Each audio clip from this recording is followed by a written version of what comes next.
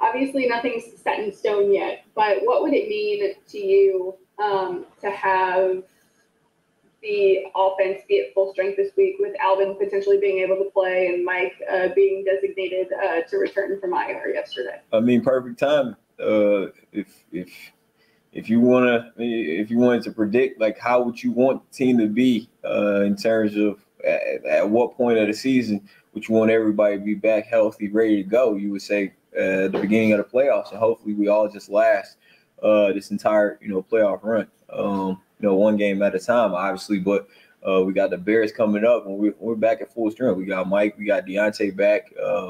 Obviously we still, but to have those two guys back in practice and just seeing like them healthy and fresh, and seeing them flying around, and seeing Deontay's speed again on the field, and Mike coming out of his cuts, catching passes. It feels good to know that we're going into the game with those guys. Next one's from Liv Johnson. Emmanuel, when you were looking at New Orleans this offseason, was there any thought in your mind about like potentially having limited opportunities here with Drew? I know you said that was a big part of why you came here, but we just don't know. Maybe this year is just last year, maybe next year is, and it's just kind of uncertain. You mean limited opportunities as in like this time of year playoffs with Drew Brees? You mean in terms of like plays? No, in terms of like maybe this is the last. Oh, okay. Okay.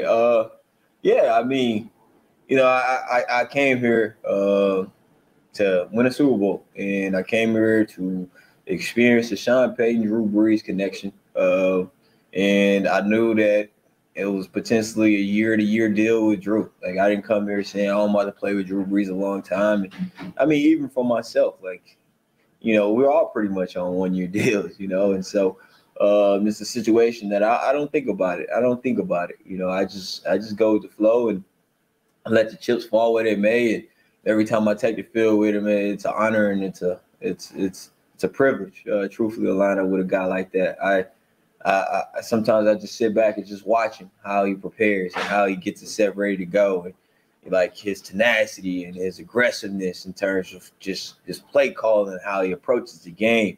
I mean, we talk about a legendary quarterback, and the New Orleans Saints are blessed to have a guy like that at the quarterback for as long as they've had it. And it's been fun to watch, not only as just his teammate, but also just as a player in the NFL and growing up as a kid. And so to be in this position to keep making plays for him, and hopefully, if it is his last year, hopefully we can send him out on top.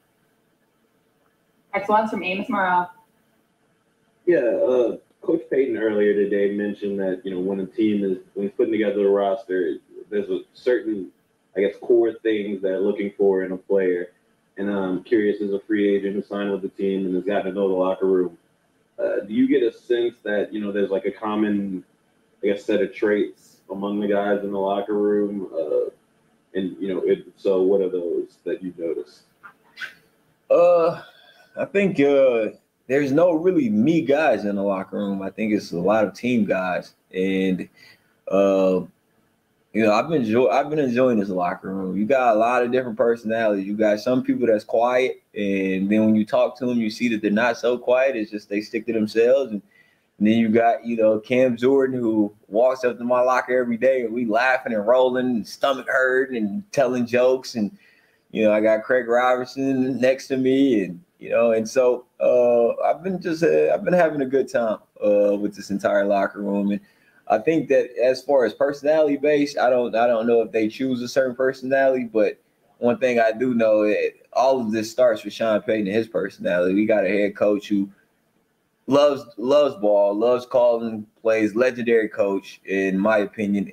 But at the same time, he keeps it light as well. Like every now and then he'll come in and he'll crack a joke and he'll have everybody laughing and everybody rolling. And, Sean, he works hard, but he also likes to have a good time too. And so I think that's just the energy. And not only that, that's the energy of this city as well. I've been fortunate enough to play in Pittsburgh. That's the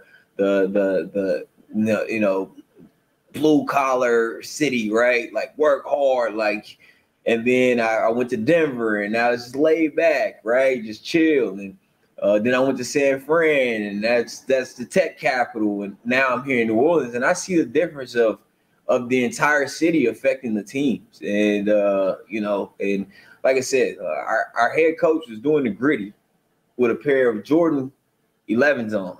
That's New Orleans, right? And it just goes to show that how cool of a coach is Sean Payton. I could speak on that guy all day, but we all know what he's about. Next one's from Amy Just. Yeah, obviously this has been something that you'll dealt with all season, but as you go through the regular season, you try to get the best possible seed for home field advantage, and obviously that looks a little different this year, with not having to have a lot of fans there and you having to create your own energy.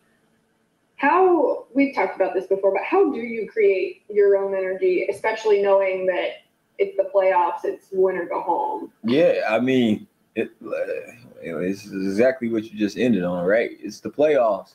And if you gotta search for a certain energy for the playoffs when it's win or go home, then what are you really doing? And so it's one of those situations where every play matters. Every situation matters. It's not even about the energy or anything. It's about going out, executing at a high level, and trying to bring a Super Bowl to the city of New Orleans. And the only way we can do that is one game at a time, and controlling what we can control. And crowd noise and the COVID protocols and everything that's going on, that's something we can't control. But what we can control is the X's and O's and executing at a high level. Next one's from Luke Johnson. Emmanuel, you kind of touched on it a little bit right there, but obviously you kind of developed like some sort of relationship with Sean Payton in your time here, and cameras saw you after you hit that bonus last week, going up and finding Sean on the sidelines. Like, I'm curious what that meant to you, him saying like, look, we know this is a thing you're gonna get, we're gonna go get that for you. Yeah, it was cool. Early in the week he kind of told me that he was gonna allow me to get those 8 catches, and we got a type of relationship that me and him, we joke and we clown, but we work as well, and so when I looked down at him and he was looking at me and pretty much saying like, yeah, like I told you I was gonna help you get it, right? And I just went down and just pounded him, gave him a little hug, like appreciate you. And so some organizations, like when it comes to incentives, like they don't want to pay out those incentives, but we got a head coach, and even Mickey Loomis, he walked up to me yesterday and said, I'm happy that you got your incentive. And so that's a credit to the Saints organization and what they're about. And it's the reason why I've been having so much fun and just playing for this organization and being a part of it, because the energy here it's amazing. Next one's from Doug Mouton. Right, and your city-by-city breakdown was ridiculously fun to listen to.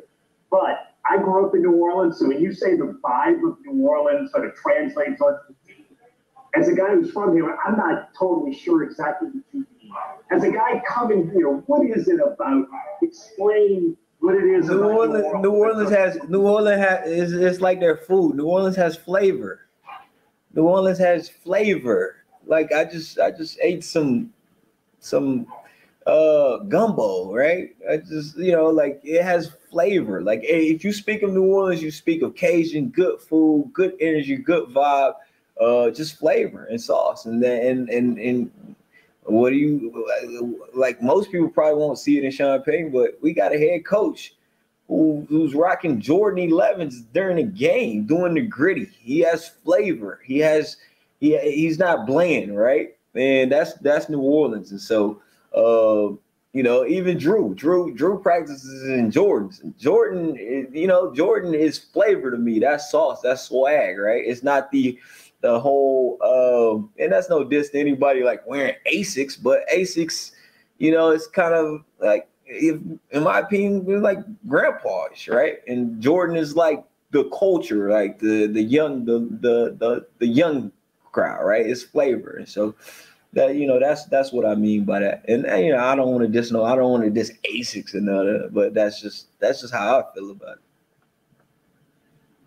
Next one's from Rod Walker. Hey man, you did this ASICs, by the way.